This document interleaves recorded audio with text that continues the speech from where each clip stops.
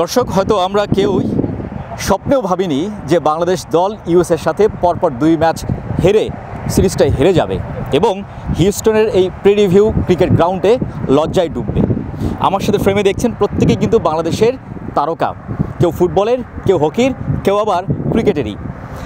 যিনি ক্রিকেট খেলেছেন ঢাকা প্রিমিয়ার লিগে আবাহনীর হয়ে, তার কাছে আগে আসলে জানতে চাইব, জুয়েল ভাই আসলে আজকের ম্যাচটা এবং এই পরপর 2টা ম্যাচ যে বাংলাদেশ হেরে গেল, কি বলার আছে মানে আপনার দিক থেকে? আমার দিক থেকে বলার বেসিক্যালি কিছু নেই, দিস পার্ট অফ গেম, হার জিত তো সবার আছে। স্মুথ শেভিং এর জন্য শুধুমাত্র কুল, নাথিং এলস।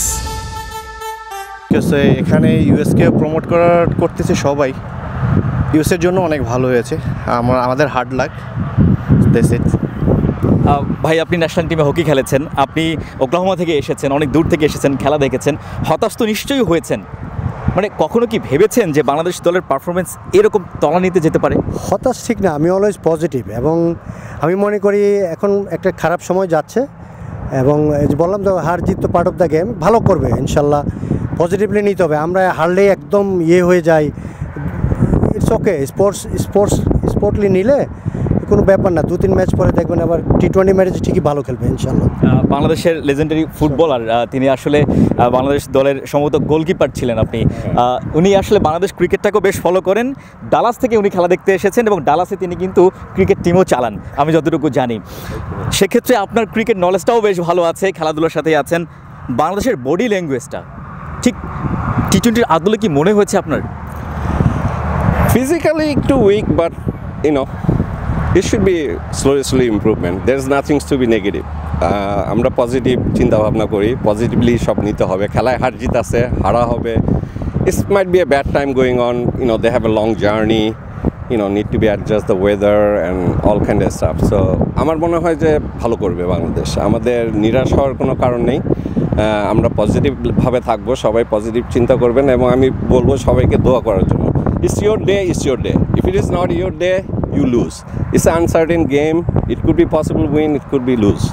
So আমাদের সবাইকে পজিটিভ এবং ইন্সপিরেশন দিতে হবে। ইনস্টেড অফ টকিং মোর নেগেটিভিটির কথা না বলে আমাদেরকে পজিটিভ কথা বলে প্লেয়ারদেরকে আরও ইন্সপিরেশন দেওয়াটাই আমি মনে করি যে টিমের জন্য ভালো হবে এবং আমরা আশা করি ভালো করব। ডালাস থেকে যেহেতু আপনারা এসেছেন, ডালাসে বাংলাদেশের প্রথম ম্যাচ শ্রীলঙ্কার বিপক্ষে, সেখানকার বাংলাদেশি কমিউনিটির মধ্যে শ্রীলঙ্কা বাংলাদেশ ম্যাচ নিয়ে এখন থেকে উন্মাদনাটা কীরকম বা আপনারা আসলে কী ধরনের চিন্তা করছেন? সবাই তো উদ্গ্রীব, সবাই দেশের মানুষ তো অবশ্যই চাবে বাংলাদেশ জিতুক। আমরা সবাই আসবো মাঠে, আমি সবাইকে বলবো যে মাঠে আসার জন্য, দেশকে সাপোর্ট করার জন্য, এবং অবশ্যই আমরা মনে করি যে বাংলাদেশ ভালো খেলবে এবং জিতবে। ওখানকার মাঠটা তো আসলে এই হিউস্টনের প্রিভিউর মতো না যতটুকু আমরা জানি, এবং আইসিসি যেহেতু ওটাকে টেক কেয়ার করছে, নিশ্চয়ই বাংলাদেশের জন্য এত কঠিন হওয়ার কথা না। না, ড্রপিং পিচ, সো আশা করি বাংলাদেশ মোর এক্সপিরিয়েন্স এই সমস্ত পিচে খেলে এবং প্লেয়াররাও আরও ভালো করবে এই পিচে। এইটা তো আপনার ফিল্ড পিচ, তো যার জন্য একটু হয়তোবা অ্যাডজাস্টমেন্টেরও প্রবলেম হচ্ছে, বাট আমার মনে হয় প্লেয়াররা should be get ready and doing good, nothing to be stress. আমি প্লেয়ারদেরকে উদ্দেশ্যে বলবো যে নাথিং স্ট্রেস, হার জিত আছে, be ready for the original game.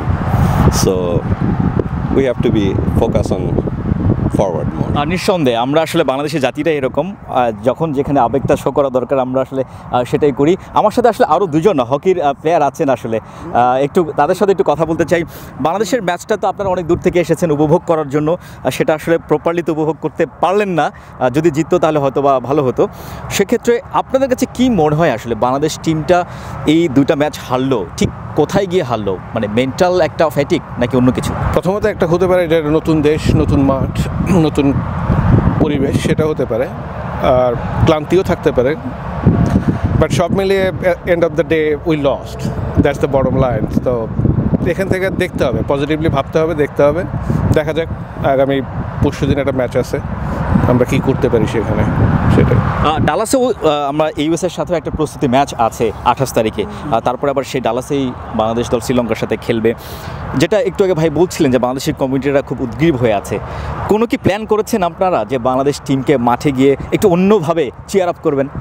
অবশ্যই আমরা সবাই মিলে যাব, এখানে বলা হয়ে গেছে অলরেডি, ঢাকা ডালাসে যত মানুষ আছে আমরা মোটামুটি সবাই মিলে এখানে যাবো আর কি দেখার জন্য, এবং আসবে আসবে, অনেক দর্শকই আসবে। অলরেডি তো বাংলাদেশ শ্রীলঙ্কা ম্যাচের টিকিট সোল্ড আউট আমরা যতটুকু জানতে পেরেছি।